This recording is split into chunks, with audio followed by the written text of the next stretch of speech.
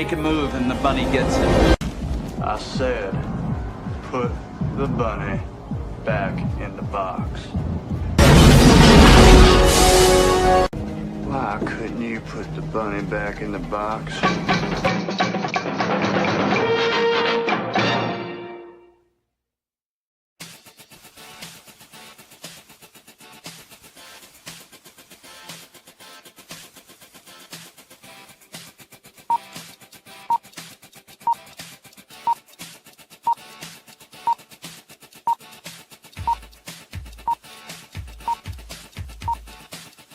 It's showtime.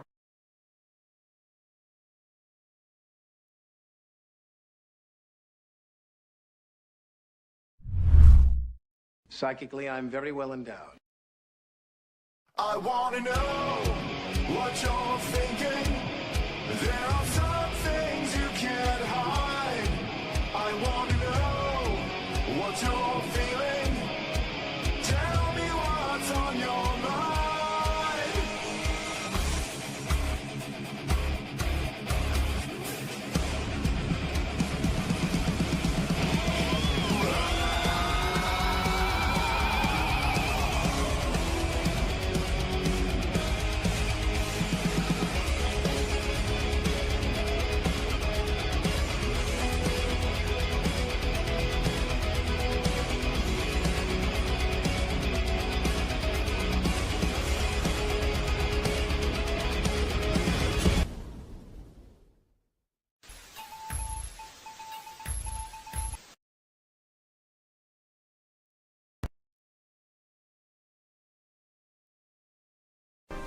Sometimes, there is more story to find.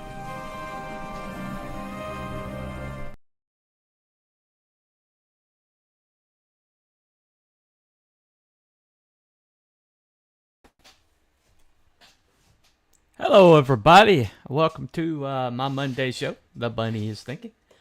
Let me make sure that, my Monday show. Okay, alright. Thursday, evidently, I did 17 minutes of the show without my mic working. So, just making sure. Anyway, okay. Hey, Elizabeth, welcome to the show. And Wrangler, my ride or die. Good to see you back, my friend. Okay. All right. So, I did a little bit of a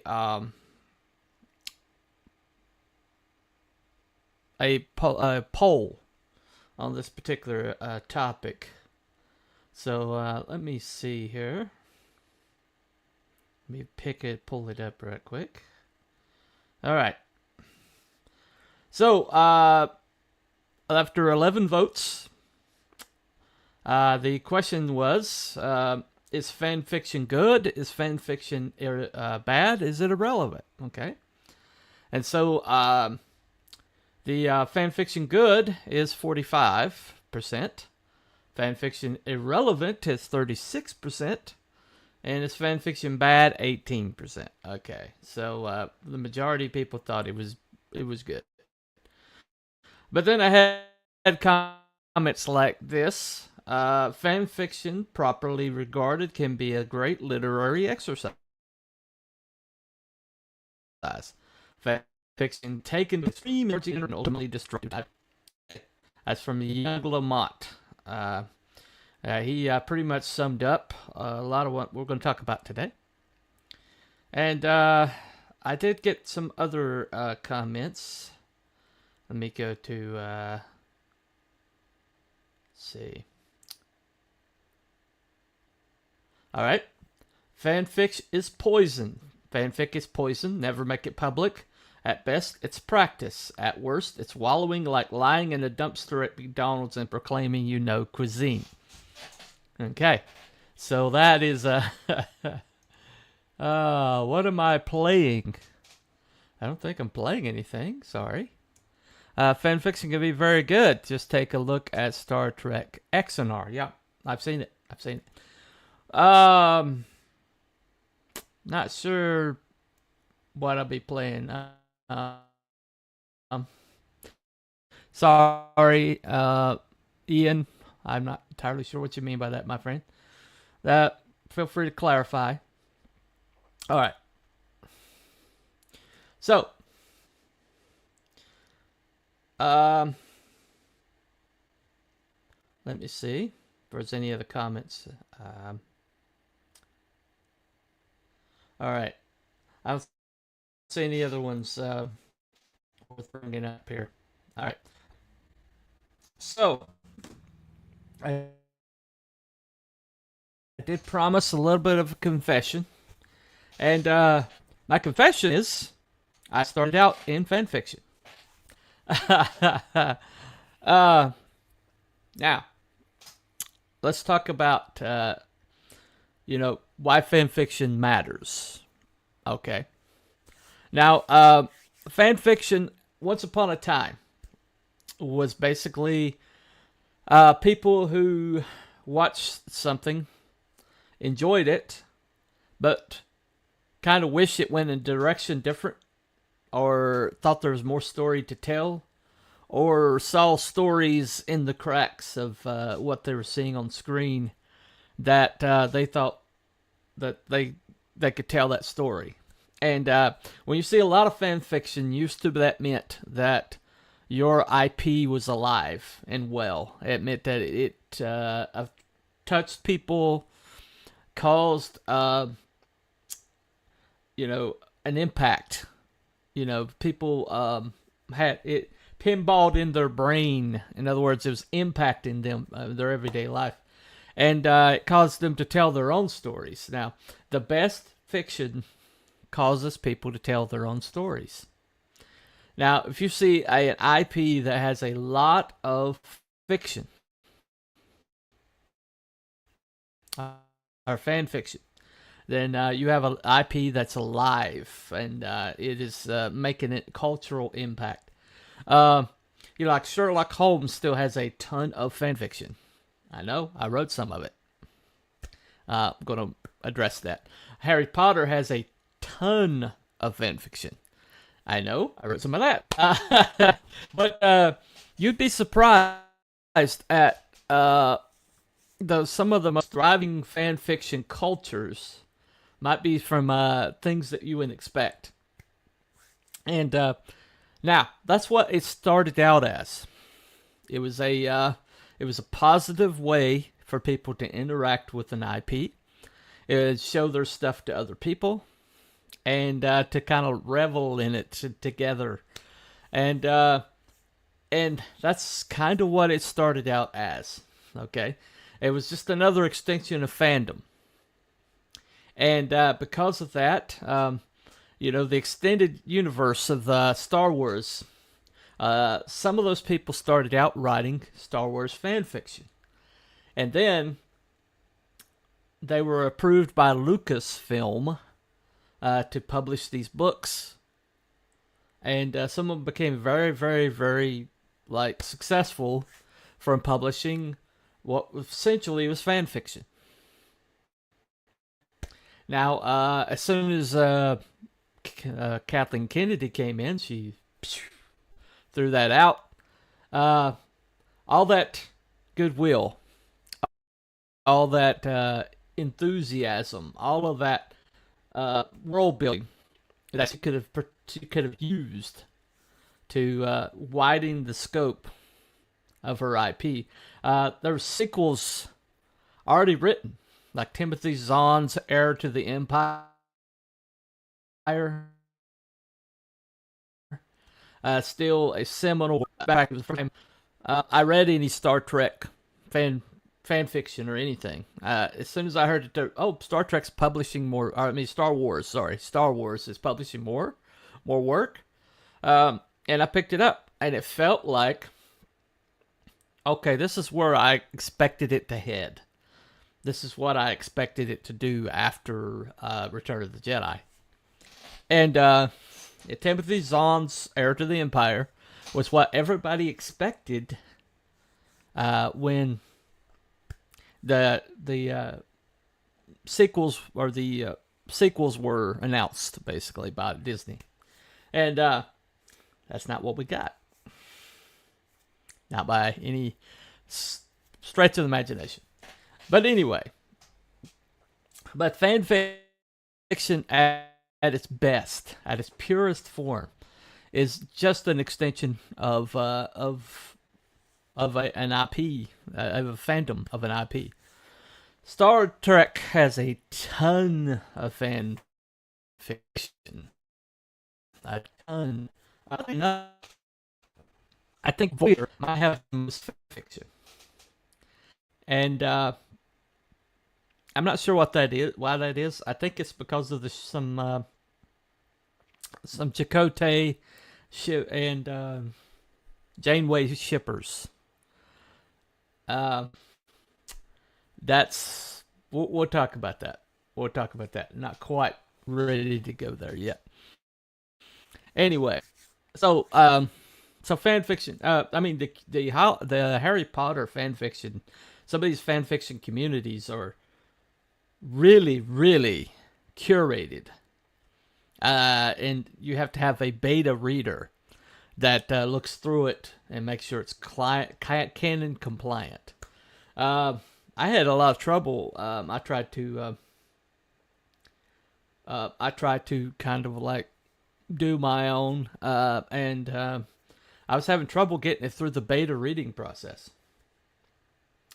I've got Blacklight Freddy. Some reason it's not showing up in here, my friend. But I see you. I see you there. Anyway. But, I mean, they were really, really, like, exacting, okay? And so, if you looked on some of these fan fiction websites, especially the Harry Potters, some of them, you would find, like, heavily curated fan fiction. That's, that people have just gone through. Okay. I tried publishing there, and I kept getting my butt kicked. I don't know why. I mean, I went through several moderators, and it was nitpicky stuff. I mean, nitpicky stuff. And I pointed out to one of them that if the Harry Potter universe, if I'm writing a book that's after the last book, the Deathly Hallows. I'm writing a fan fiction of Albus Potter, the next generation, the son that we see at the end of Deathly Hallows. And I was like, why would everything be exactly the same in the Harry Potter universe? Because I was writing stuff like what I thought would go, or a little bit more technology, or more, or I was kind of inventing things that weren't in the original book that I thought would kind of happen later on. And I kept running into these people that were like, no, it's got to be. And so when I asked this lady, I was like, why wouldn't Harry Potter's universe move? Why wouldn't it have progression? Why wouldn't it have technological changes? Why wouldn't it have like shifts in politics? It's like, how can you say it's all frozen in place? It's no. And she's like, I can't mod you anymore. You're just too combative. And I was like, okay. So I published, and it happens to be one of the most well reviewed fan fiction of Harry Potter, the Harry Potter thing. I didn't get through the series though, but I'm going to read you some of it. Okay, so fan fiction existing is a good thing for your IP. It means that you have some energy. It means you have some movement. And fan fiction at its best, at its most pure, means that there's an interaction there. And I have seen authors read fan fiction and get inspired to do more. And it's like, oh, I didn't think of that angle, or I didn't think of that character. Of course, they're not going to like plagiarize. I've heard of some authors actually plagiarizing fan fiction. That's a thing that's happened. But I also heard of television shows plagiarizing fan fiction to write plots for the new season. I've seen that be proven in court. But there's an interaction there, okay? And do not... Okay. Now let's get to the dark side. I saw this coming in 2010 when I was heavily into the fan fiction arena. I was writing stuff, and I was getting reviews back, and I was... At one point, I was considered one of the top next-gen Harry Potter fanfiction writers. But to this day, I still have websites that are still devoted to my my story. And so I'm when I say that I know fanfiction, I was in it up to my eyeballs. Okay? And that's not bragging, that's just a fact. You can look it up. But the thing is what I was seeing come in. I saw the incoming of the shippers. And the shippers are a offshoot of progressive politics. And around about 2010 is when a lot of the progressive politics started entering into our culture. Like, everywhere. But it started in fanfiction. And what I was seeing was a lot of shipping. What I was seeing was a lot of I don't even know the terms anymore. Ash fiction, I think, something like that. But I've seen a lot of characters get gay swapped. For like characters, and suddenly they'd be gay, or two female characters, and they would be gay. And then everything you read was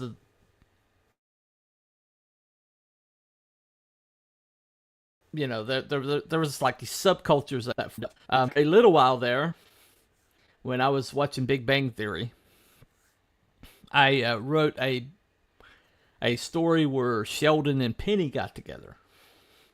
It was like a challenge to myself as how that would be possible. And I wrote a story that was very well reviewed.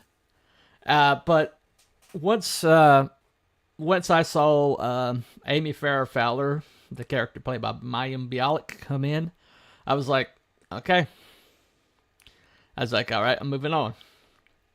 But what I watched was when Amy Farrah Fowler shows up, and she's the perfect foil for Sheldon, and she's the perfect one. I mean, it's just a great casting. But I was seeing these people in this little subgroup they called themselves the Paradox or whatever. But I saw them like attack Mayim Bialik.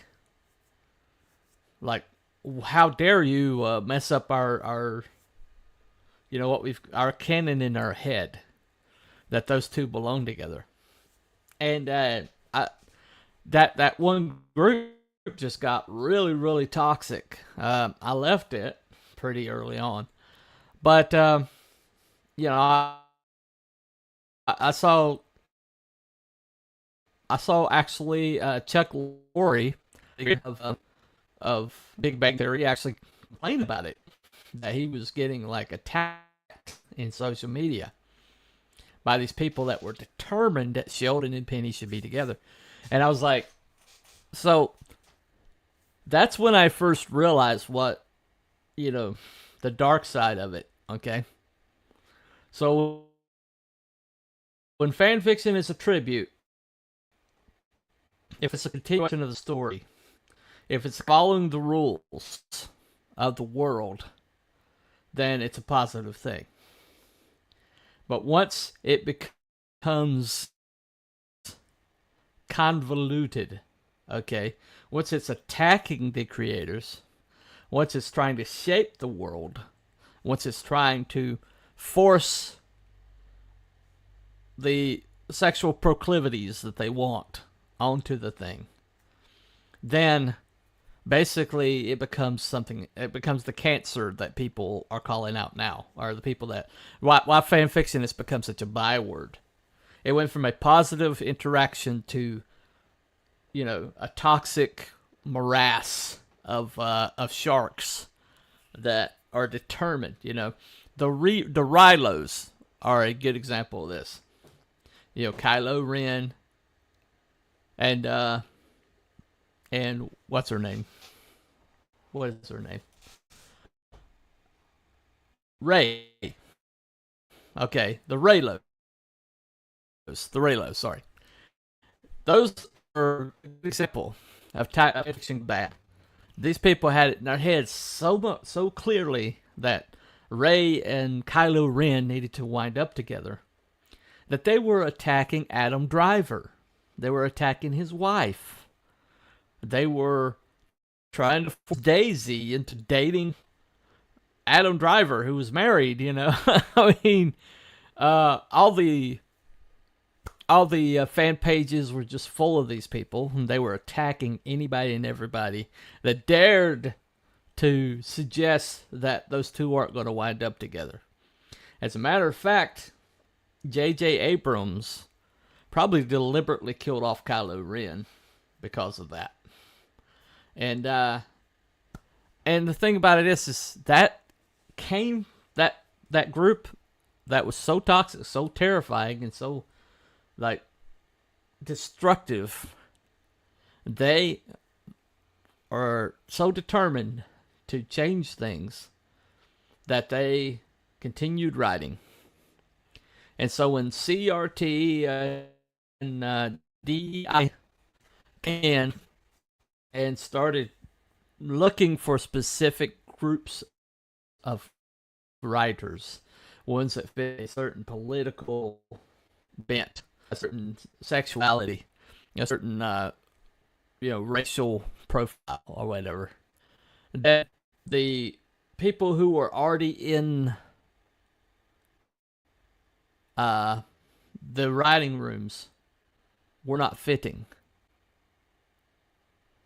And so they were determined that they had to get this group of people, and the only ones I could find were fan fiction writers.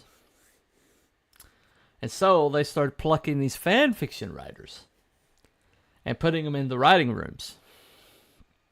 And you saw this come in pretty hard, especially in comics, the comics area. When MCU got popular, it got attention of this group of fan fiction writers, and they were like, "Oh, that's cultural impact. We need to go there."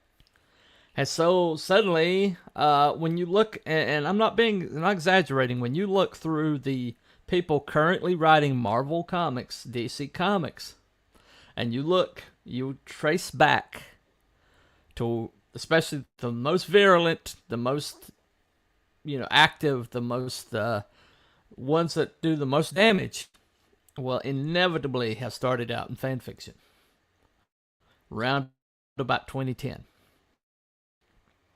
I saw them come in. And so we're talking about two different things here. When I talk about fan fiction, I'm talking about two different things.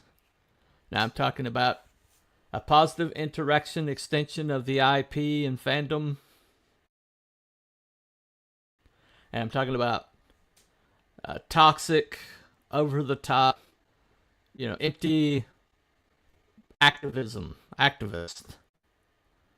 And they're part of the same group. They got all under the umbrella of fan fiction. And so, so when you talk about fan fiction, it's both good and bad. And it's almost evenly split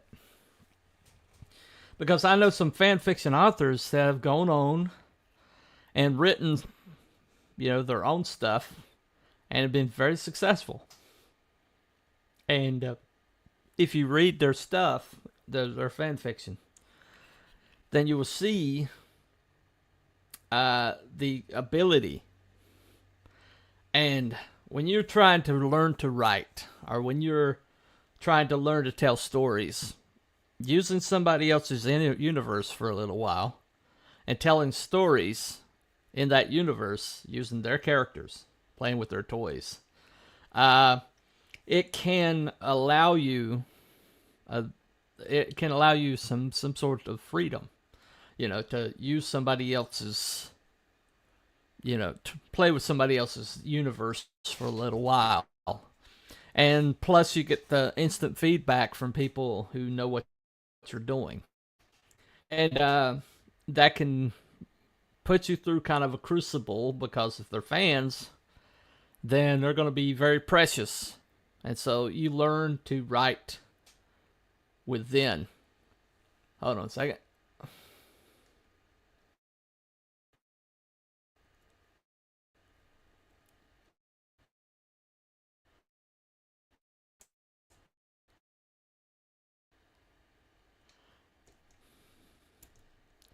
That one.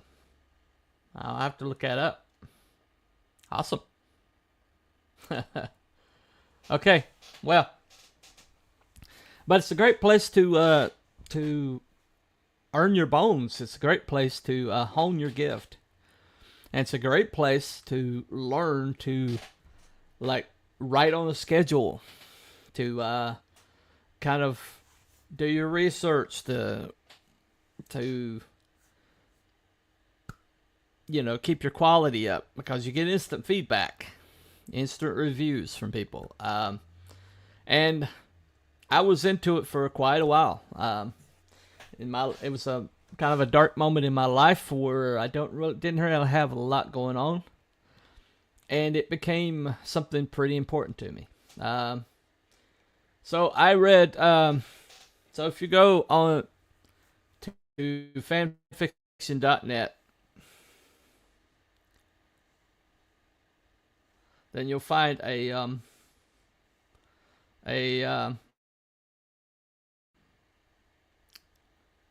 account called Bartimus Crotchety. Okay, now Bartimus Crouch happens to be a character in Harry Potter, specifically Harry Potter and the Goblet of Fire, and not a very pleasant guy. Not a very pleasant guy, but I felt like an old man. When I was writing in this, because most of it was young people, and so I was like, Bartimus Crotchety. Just fit me. I spelled it different. It's not I think the spelling of Harry Potter is Bartimas, and I went with US. And Crouch is his name, and I went with Crotchety. But it was the height of cleverness back then. But that's what I went by. And if you look it up now, hold on a second. Heads up, Greatest is a little on the sarcastic side. I was in the vein it was now called Romantasy, but I think that who was writing it realized how bad it was, and she continued as a parody. Oh, okay. All right. Gotcha. Yeah. Romantasy. That came from fanfiction. Yep. All these people came from fanfiction. Okay, they just did. But anyway, so if you look at my most reviewed works, then the number one is Harry Potter and the Year of the Badger. Okay. Let me get some mood music here. Hold on a second. I've already checked it. That's what took me, that's why I was a little late, but I already checked it. It should play okay. But let me get a little bit of this here. Kind of lower it down a little bit.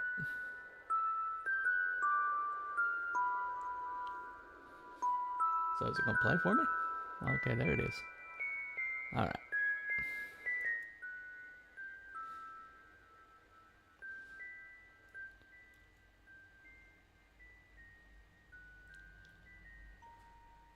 Okay.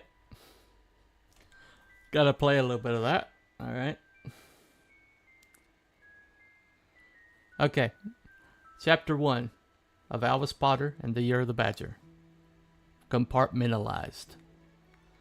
Albus Potter was making his way through the Hogwarts Express. His brown hair, which he attempted to tame into a part, still had a wayward cowlick waving in the back. Picking his way through the stream of students in black school robes with his trunk and owl, searching for an empty compartment. He knew that his parents expected him to stay with his big brother. They should have realized that in the last few weeks. He had had enough of teasing from James Sirius Potter to do him for a lifetime. So, oh, you got that runty little slithery quality about you, James would say under his breath while Mom and Dad were out of the room. We might as well go ahead and get you some green robes now to match your eyes. James had actually put a common rat snake nicked from the park in Albus's sock drawer at one point. That prank earned him a private conference with Dad in the den, and once Albus was brought in to accept the apology, James remarked, "I'm sorry, Albus. I just thought you'd get on with the snake." After loading their belongings on the train and saying their goodbyes, Albus and Rose pushed their carts down the corridor. Their owls, Ron's big owl Celestina, and Albus's Nox, a smooth black long-winged eagle owl, were hooting softly in conversation in cages, stacked on top of the trunks. As they arrived outside the compartment they were supposed to ride in, they saw James entertaining some girls his age, bragging animatedly, and from the gestures he was making, it was obvious he was telling about the atrocities he'd visited upon his sensitive little brother in the last few weeks. Tied as twins with Rose Weasley since they were toddlers, it only took one silent look and a nod on her part for them to agree to defy his parents' wishes. So they passed James by and went to find another cart to ride in. But in spite of the stress from ducking his brother, Albus was enjoying his walk through the train. Bits of lively conversations echoed around him. The sense of history was everywhere. So many wizards had made this same journey in walking through these posh, red-paneled, carpeted hallways. Including in that number was one frightened, lonely boy named Harry with a lightning bolt scar on his brow on his way to destiny all those years ago. It was strange for Albus to think of his dad had been that small, alone, and scared, but he took courage from the thought. I won't bore you with the rest of it, but anyway. Alright, so, alright. Got the music. Anyway. But yeah, so I did do some writing in Harry Potter for one of the fandoms that I wrote in. I got stuck in the second book. I didn't get finished through the second book, and there was about, I don't know, 4 or 5 more planned. But that was what I started. Gotta go. Have a good one, everybody, and God bless. Yeah, see you, Wrangler. You always gotta go, man. It doesn't matter when I do my show. If I do it 6 o'clock, you gotta go. If I do it 7 o'clock, you gotta go. I mean, seriously, dude. Can you not make it through an entire show? I'm joking. He's been my most consistent companion for about 2 or 3 years now. Anyway, so that was my Harry Potter, and the Penny Sheldon story, if you want to read that one, is the Reverse Pygmalion Paradox was the name of it. Kind of based on the naming that they did in the Big Bang Show. I was basing the story off, or the name off of that one. Now, another fandom that I wrote a lot in was the Sherlock Holmes fandom. Okay. Now, Let me read my first story. This was actually a short story, so I think it's pretty short enough. But let me read that one for you. Got to get the appropriate music. Hold on. Alrighty. Let's see which one is this. Yep. Alright. Let me play that. Get a little bit.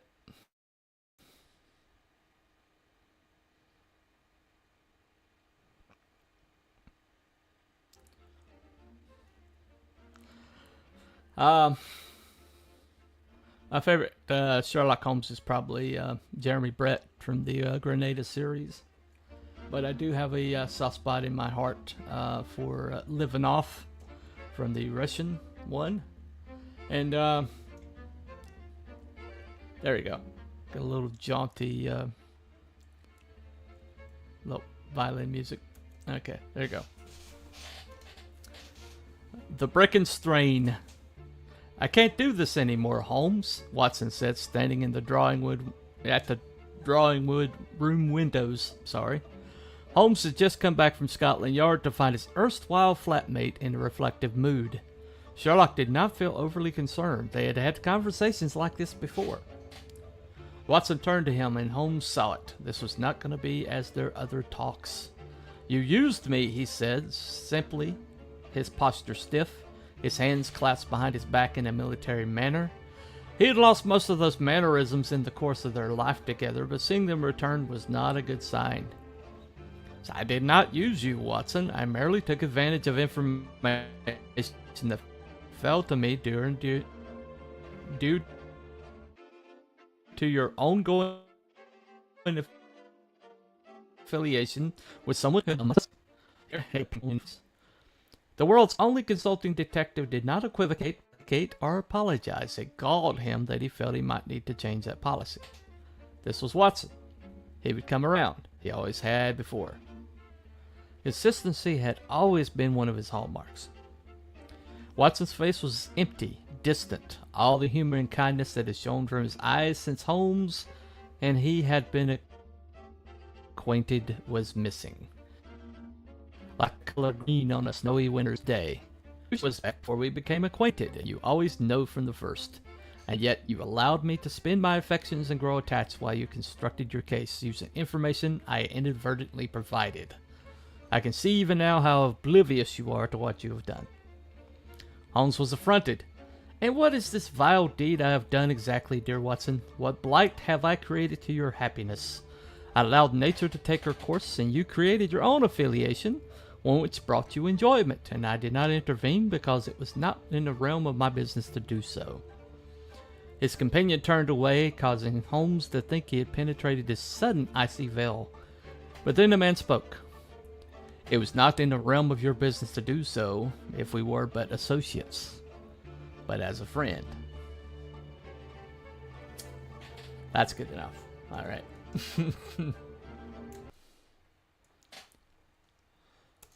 Okay. So, I did a lot of writing in the Harry Potter area. And my biggest group of books, it was 5 books connected to one narrative. It was called Dr. John Watson, Police Surgeon, Scotland Yard. It's a little long, a little lengthy, but it was just what it was. But that book, it was like 5 different books. It was written in the time period where Sherlock Holmes was elsewhere.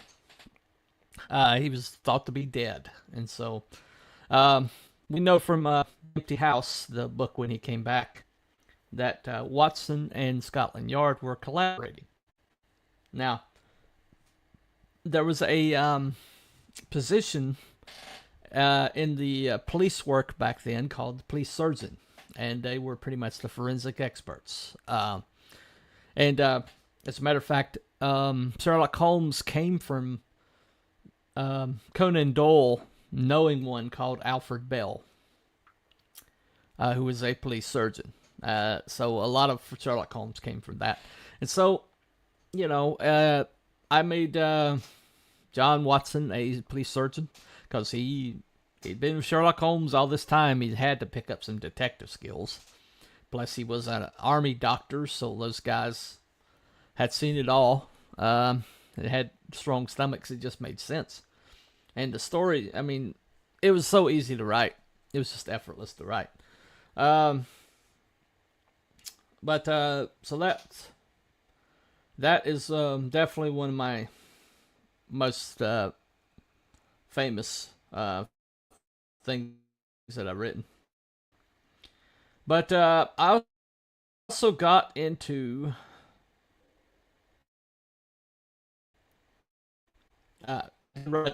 Batman, by the way. Busy. Henry Rice. That was a real good one. But let me find it. But another I think I passed it. Hold on. But man, okay. Was pretty active. MASH fandom is pretty active. They still have a lot of energy there. But mostly Hawkeye fan fiction. They really like their Hawkeye. Where is that? But I did write one. It's pretty long. It's called Closer Than a Brother. Where is that one?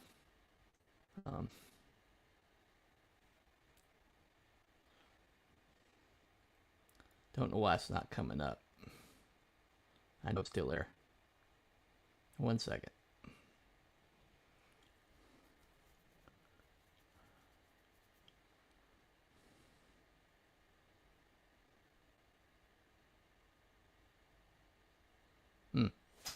All right. Well, I won't be reading that then. It was it bothers me because I was. Oh, there it is. I went right by it. I went right by it. Anyway. But it was basically Hawkeye informed that he was with all the way to the end. Was not doing well mentally. Is in a mental hospital, and he had to go and check on him. Or he was asked by BJ's wife to come out and see if he could help. The point of view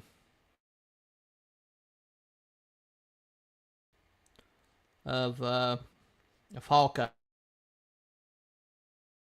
And I kind of like, figure out how to write as him. It's an interesting challenge. If you're gonna read anything MASH, you know what I had to play. This one might get me struck a little bit. I don't know, but I gotta play it. I just have to. Anyway.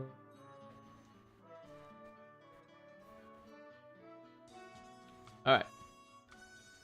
I hear it coming. Yeah.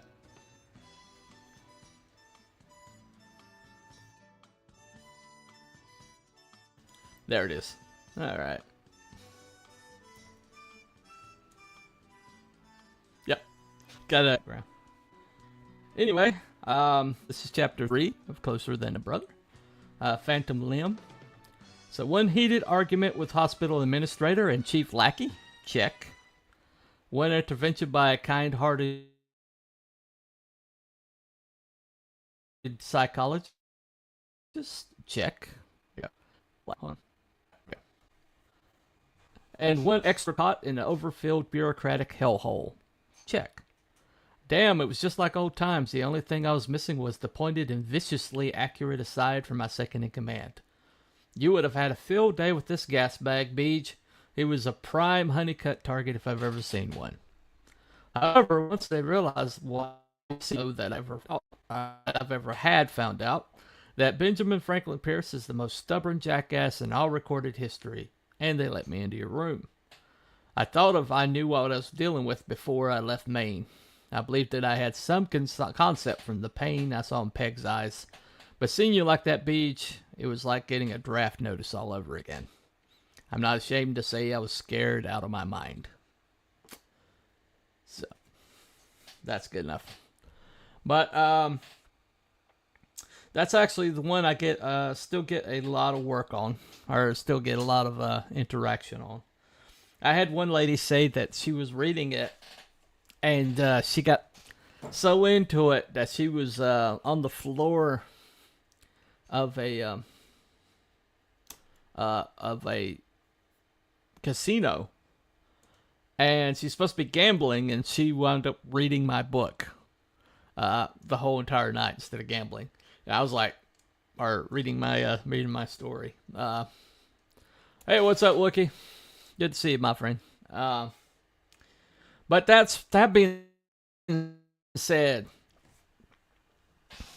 is that fan fiction is still got some positive aspects to it. It still has some good things to offer. And it's not a stepping stone. It's an entity up to itself. But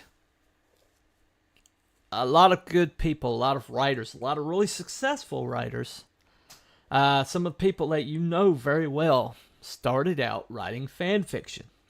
Stephen King, if you read On Writing, he started out writing in other people's universes before he started finding his own voice.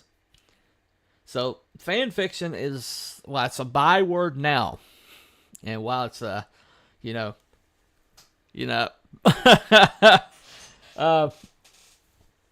it has caused the people that came out of it weren't contained in it. It was like the cancer, where the cancer started was in fan fiction. And then it metastasized everywhere else. And I saw it happening. The psychology of it, I couldn't tell you. Why suddenly all these young girls started showing up into the fan fiction ranks. And suddenly everything was sexualized. I mean, I'm not talking sexualized. I'm talking about nightmarish, pornography. That,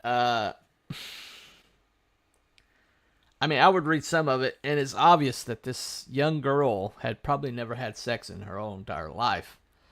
Because she was writing, like, a gay sex thing happening that would be physically impossible. And I kind of wrote several joke pieces about that. And so it's like everything became, about subverting. Everything became about twisting. Everything became about altering the nature of the story to fit some arbitrary thing that they had in their head that they wanted it to be, that it wasn't. And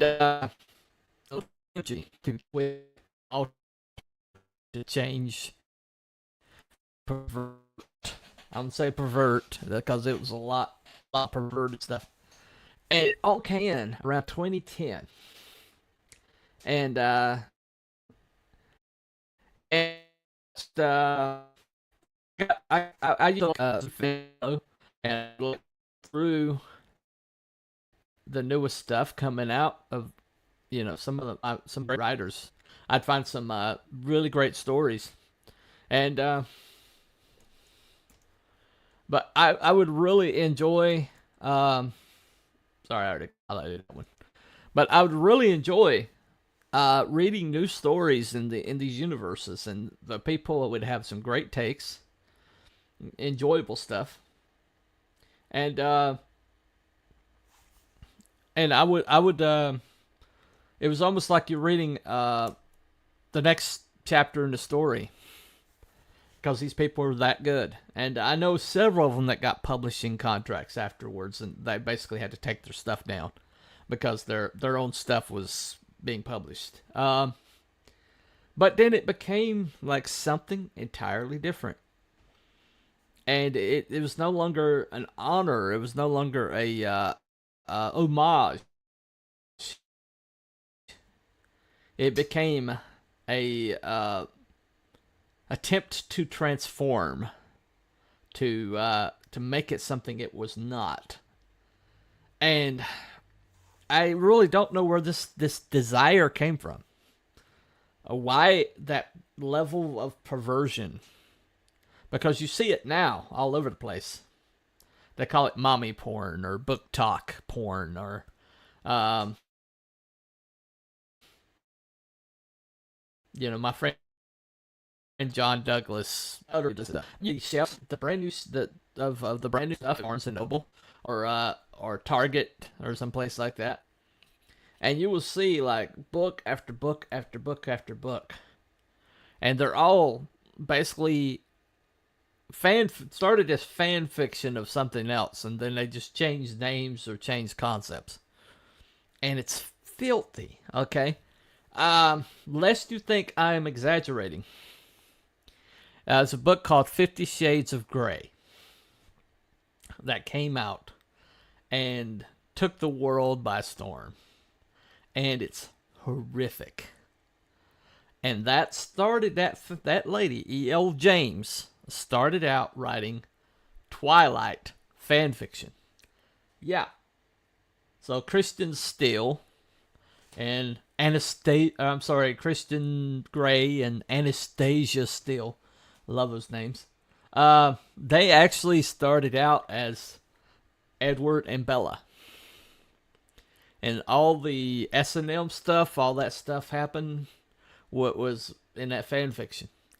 And she had so many of her fans of this smut tell her that, man, if you could just publish, it would make a lot of money.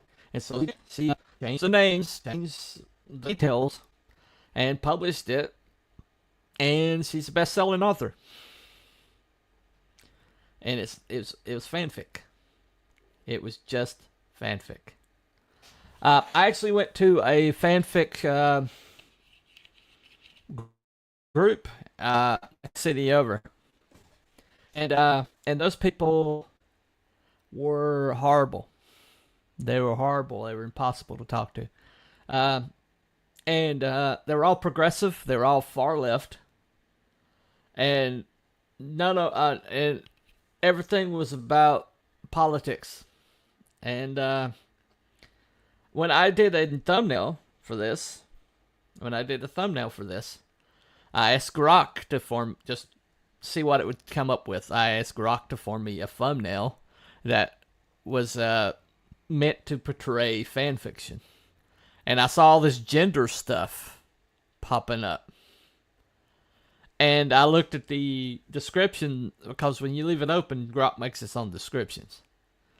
And in the description, it said gender icons. So even Grok thinks that fan fiction's all about gender smut. And this all came into our art first. And it all started with the fan fiction. Because fan fiction is the first, like the very first layer. The very first introduction of fandom. And pretty much like the first encounter you will have with the fans is fan fiction. And it's become such a byword. It's become such a negative thing. It's become such a horrific, like, entity that it really makes me sad, because I know these people, that there's still people that write fanfic that no longer share it because it's become something that you're supposed to be ashamed of. Like that guy told me, don't share that you're a fanfiction writer. That's like somebody, grabbing Big Macs out of a dumpster behind a McDonald's and calling it saying that they know cuisine. That's what it's become. And that's sad. It's sad because so much good stuff has come out of people writing fan fiction. So many good stories. So many other IPs have come out from people who cut their teeth writing something else. And then at some point, they found their own voice. You know how many people wrote Sherlock Holmes fan fiction and later came out with their own detectives that are kind of based on Sherlock Holmes? Thousands. As a matter of fact, almost all modern detective fiction came from somebody writing Sherlock Holmes fan fiction. That's how that pretty much created the whole entire genre. The same thing with Tolkien. People wrote their own Middle-earth fan fiction so much, and then they would change this detail over here or change this detail over here. That's why so much of it has like orcs, dwarves, elves, because it's all Tolkien fan fiction. So fan fiction is not a bad thing. Fan fiction is taking some art that you've seen that inspired you, and taking that inspiration, filtering it through yourself, and eventually creating something new. Fan fiction is like the beginning of that. But what it's become is it's become not an act of creativity, it's become an act of twisting and perversion and destroying and forcing yourself onto an IP where you don't belong. It's no longer an act of communion, it's an act of assault. And those people who got used to assaulting other IPs and other art are now in our writing rooms all over culture doing the same thing. Except now they're in charge of multi-billion-dollar IPs. And what we're getting is what you see. And you're wondering, well, why can you not hit this layup? Why do you think that you got to make a black Snape? Why do you think that the Doctor has female? Why do you think that, characters that have been historically have to suddenly be into dudes or into women or whatever? Why? It's the same idea. It's the same urge that took over fanfiction. And now it's destroying our culture. It's destroyed Hollywood. Now you see something like Project Hail Mary. Now, Project Hail Mary is basically taking some of these ideas that you find in that Andy Weir saw in fiction. As a matter of fact, he loves Star Trek, and he was inspired by Star Trek, inspired by the space-going adventures. And so, but when you read Project Hail Mary, it may have started as that, but it became something entirely unique and entirely original and entirely organic, which is why people love it so much. So,